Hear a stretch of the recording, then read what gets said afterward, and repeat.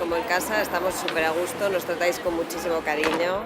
O sea, ya no solamente Ramón, todos los camareros, Alex es una maravilla, Kiko, Alexia, o sea, cada persona que incluso ya no está, siempre han tenido un punto como diferencial con nosotros, ¿sabes? Y no solo camarero cliente, sino un poco más allá. Sí, exacto. El Con cariño, sol, con prudencia, sí. con saber estar, ¿sabes? Siempre nos han hecho sentir muy bien. Como en casa.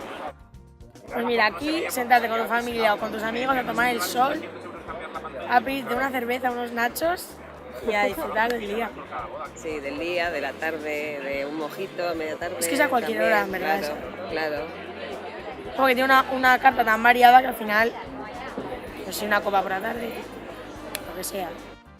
Yo, por ejemplo, celebré la cena de mi confirmación fue aquí. Y yo la recuerdo muy bonita, me gustó mucho. Cuando comulgó el pequeño, venía mucha gente de fuera y entonces era como campamento base aquí. O sea, llegaron todos y entonces la víspera, ¿dónde? Aquí.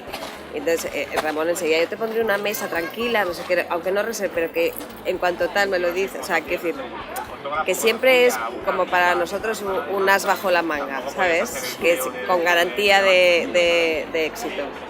Acabó la comunión y vinimos aquí, tomamos copas, al día siguiente comimos, ¿sabes? Sabes que la gente va a estar muy a gusto, que sí, o sea, es garantía de éxito. Sí.